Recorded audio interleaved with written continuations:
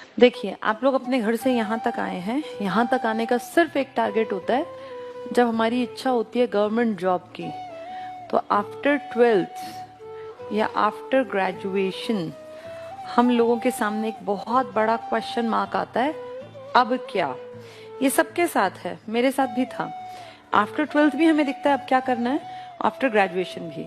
जिनको कोई रास्ता नहीं पता वो तो 99% लोग 12th के बाद ग्रेजुएशन में एडमिशन ले लेते हैं।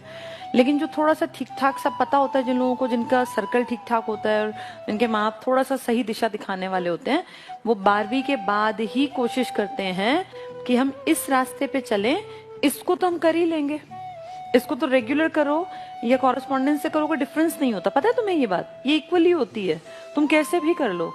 मैंने आफ्टर 12th ये वाला रास्ता पकड़ा, और जब मैं 20 इयर्स की थी तब मैं दिल्ली में गवर्नमेंट स्कूल में टीचर लग गई थी, 20 साल की उम्र में। सन 2003 में मैंने सबसे पहली बार सैलरी ली थी सरकार से।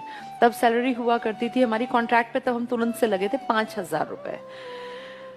फिर पे कमीशन आया 2006 का, सैलरी बहुत बढ़ी, और 2016 के पे कमीशन के बाद तो आज ये हालत है कि दिल्ली में पीआरटी लगते ही पहली सैलरी ये होती है। टीजीटी की और ज्यादा, पीजीटी की और ज्यादा। पुलिस में अगर दिल्ली में हो जाता है 40,000 के आसपास सैलरी है, हरियाणा में है तो 35,000, यूपी में है तो मेरे ख्याल 30, 32, 35 के आसपास होगी। हर स्टेट में सैलरी अलग अलग होती है, वो डिपेंड करता है वो कितना महंगा स्टेट है, वहाँ स्टैंडर्ड ऑफ लिविंग कैसा है। मैं आपको ये बता रही हूँ कि 12वीं के बाद भी रास्ता यही होता है, और ग्रेजुएशन के बाद भी। जो जितनी जल्दी संभल जाएगा वो उतना जल्दी एक जगह पहुंच जाएगा। नहीं तो कितने ही लोग हैं जो 30 की उम्र तक भी, जिनको रास्ता पता नहीं चलता, वो होते हैं काबिल, उन्हें चीजें भी आती हैं, वो सीख भी सकते हैं, वो लग भी सकते हैं, लेकिन 30 साल की उम्र तक कोई ये समझाने वाला ही नहीं मिला एक टाइम पर कि अब तुम्हारे लिए ये ठीक रहेगा। तो हम दूसरे फील्ड में मेहनत करते गए, फिर वहां से लौट के आए। जैसे कितने ही स्टूडेंट्स आते हैं बीटेक किए हुए, कितनी ही लड़कियां आती हैं जो बीटेक करके आती हैं, फिर उन्हें लगता है यार नहीं चल रही, बात नहीं बन रही, घर वाले नहीं मानते सुबह से रात तक की जॉब के लिए, फिर वो कहती हैं हम टीचिंग में जाना चाहते हैं। ऐसी बहुत सारे लड़के हैं, जाना कहीं होता है, कुछ और डिग्रियां कर रहे होते हैं। सबसे बेस्ट होता है गवर्नमेंट जॉब की तैयारी एक एवरेज परिवार के लिए, इससे बढ़िया कुछ नहीं है। और हम सब लोग एवरेज परिवारों के ही हैं, तुम और मैं, हम सब एक परिवारों से ही। हमारे घरों में ये नहीं होता कि आप बैठ के 25-30 साल तक खाते रहो।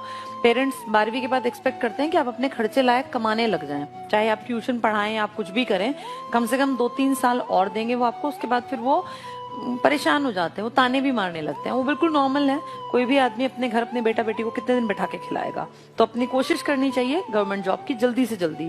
परिमल सर ने बताया होगा, मैथ्स है, रीजनिंग है, जीके है और इंग्लिश है, ये बेस है, ये हर पेपर में आएगा।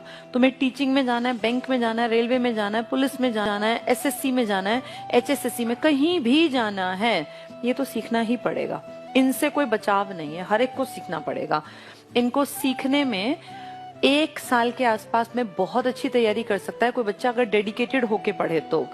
टाइम पास करोगे तो 4-5 साल भी लग जाएंगे, लेकिन अगर ये सोचो कि मेरे पास 1 साल है, मुझे 2022 का बेस्ट यूज करना है।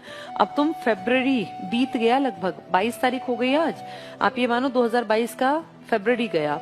मार्च से लेकर दिसंबर तक बहुत जम के मेहनत करोगे तो 2023 में तुम जॉब में आ सकते हो, कोई बहुत बड़ी बात नहीं है।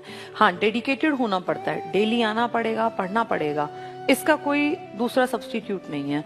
पर अगर तुम जम के पढ़ोगे तो 100% तुम्हें जॉब मिल जाएगी। जैसा टीचर बताते जाएं वैसा करते जाना, ठीक है।